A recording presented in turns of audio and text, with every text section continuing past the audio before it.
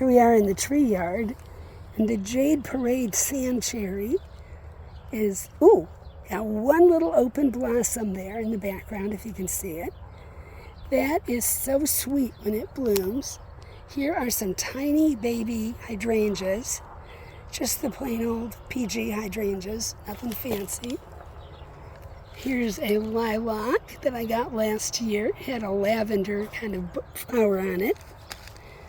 These are lily seeds that I've picked off from the stems of my lilies, not the day lilies, but the like the Turk's cap lilies. They form these little round, almost look like beads in each leaf axil, and you just lift them off and plant them, and this is what you get. A currant and gooseberry bush, which are looking happy. I'm waiting for them to bloom. They're going to be nice. This dogwood I've been around and about with for several years now. It's starting to leaf out. The first winter I had it, the deer ate quite a bit of it. And this, believe it or not, is a red bud. Also got chewed badly the first winter when I thought that the deer would have stayed on the farm right down the road. And every year I'm like this close to pulling it out because it should be blooming right now. The ones down the road are blooming. Should have these beautiful hot pink flowers all over it. And then just before I tear it out, it will leaf out and say, oh look, I've decided to live. Yellow twig dogwood in the back, also a favorite with the deer, which is why we've got this fence system. The chicken wire, which is hard to see, that's why the cat food lids are tied onto it, is 6 feet, but deer can jump 8. So my brother added these 2x. He got 2x4s and split them because it's cheaper, and zip tied them on, and then 8 feet up, we ran a rope around that he kind of stapled in place. So far, no deer intrusion.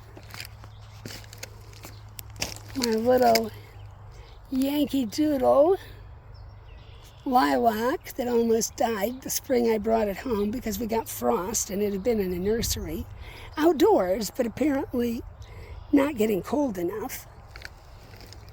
My big old compost bin that needs turning. My Beauty of Moscow lilacs. I know we're getting like way too close up, but you can see these little curd looking things are flower buds, so they're going to flower. Those are going to be put in directly to the south of the swing because there's no shade at this time of year. And we brought her out once when it was like 85 degrees in April or May maybe, but there's no shade, and the only thing leafing out at that time of year is lilacs, and these guys are going to be some big husky girls, so they will do just fine. One of my apple trees just getting kicking. I make my own metal tags. I cut them out of soda cans, and this one is a Honeycrisp. Nettle doing quite well. I should get out here and cut some. That involves kitchen tongs and scissors, because until you cook them or steam them, they can be a little prickly. Nettle is one of the most nutritious things you can grow. If you're not eating it, at least put it in your compost or use it to mulch your plants with. And these little babies are echinacea that have grown from seeds. Hopefully I'll be able to sell them or trade them because I have way too many already in the ground. But I like these fabric pots in particular. Well, there's at least 3 right here in plastic, and they're doing fine. Catnip, because if I pull it up, I try to put it down someplace. This little guy, if I'm remembering correctly without digging out the tag, is my little chinkapin oak. It should put out leaves pretty soon. And I've got oaks and I think an apple or 2. This little guy is a red oak, although it's not leafed out. Most of the oaks leaf out kind of late. This one that says pin oak, but it seems empty, those are acorns I put in there. I stop on the side of the road and pick them up. Here's another apple. I start my own apples. I just save the seeds when I eat them and plant them.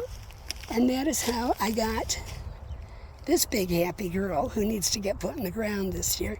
This is from a Gala apple seed. And she's like 5 years old now, 4 years old. Raspberry bush. Didn't get a lot last year, but I did get some raspberries. And here is another apple tree that I purchased. And it is a Gala, which is one of my favorites. So this one should have true Gala fruit on it. Here is a little river birch tree. They're pretty little things.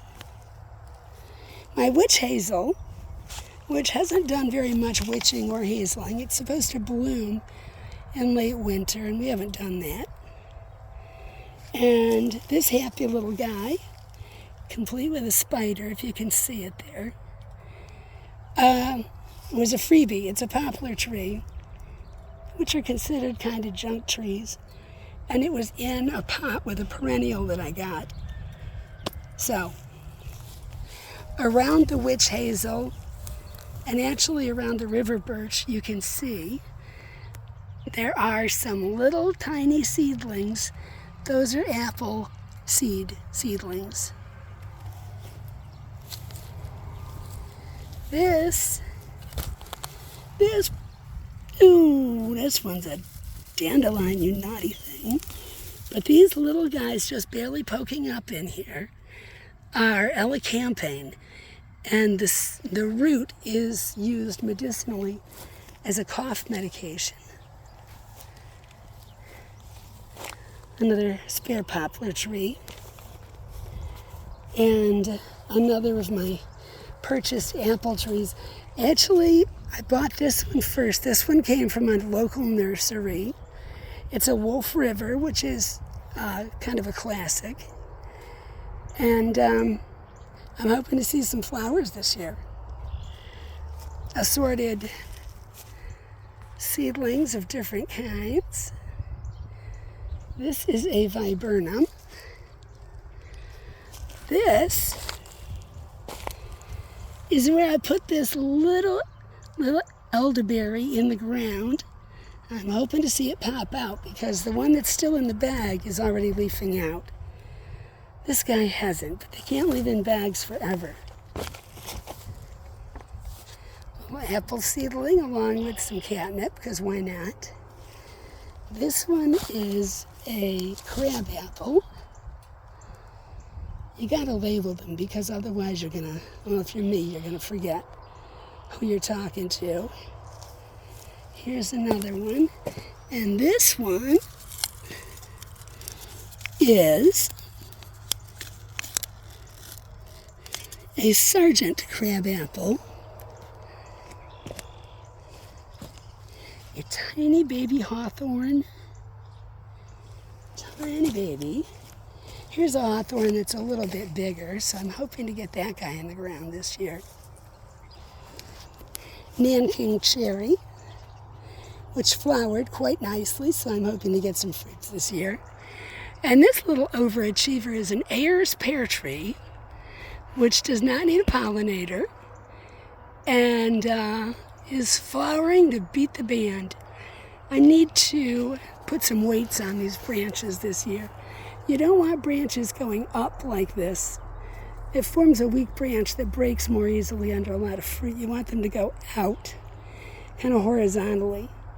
So what I'll do is tie cords onto these and probably just rocks on the other end to hold it up. This is a mountain ash that tried to die and came back as kind of a bushy form with a lot of uprights, which is fine with me anyways. Here's a bigger river birch. These are from Arbor Day Foundation. The viburnums and the elders, here's the other elder, are from Fedco, as is that Honeycrisp apple that's over there, just going gangbusters. More crabs, more seed apples, more nettle. I have nettle in every corner except the gate. And this apple is a pink lady, and my pink lady is getting ready to have some little pink flowers. So I'm kind of excited. This is the first day I've noticed this. Here's another viburnum, which had pretty little flowers and then really perky looking dark blue fruit on it till the birds ate them. Here is a prairie fire crab apple. It's getting to be pretty good sized, and I was hoping that it would bloom this year. I think it wants to go in the ground. We're looking at scraping up enough money to put in more fencing so some of these can go in the ground. These button bushes always leaf out late. But I put some violet seeds under this one, and now I'm getting violets. Today's May 1st, Beltane, the start of summer in the kind of Gaelic method of measurement. These are strawberries with a lot of grass. This bed, I thought I had enough cardboard down to keep the grass from growing up through it. As you can see, I was wrong. So over here where I came in, I laid down landscape fabric, then cardboard, and then this spring I'm going to pull this wooden frame off, move it over here, dig this up to see how much of this I can salvage, and pick out all those little grass roots, which explains why I have all this space and no vegetable garden yet.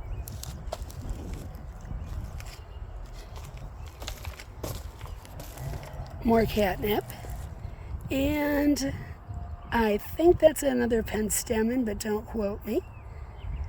And that will go into that new garden I'm going to be making this spring, because they've just been growing in pots, patiently waiting for space. And then back out our little gate, which just consists of stapling the end of the chicken wire to a 1x2 and using zip ties to connect it to little screws. Kind of a hillbilly gate, but it works.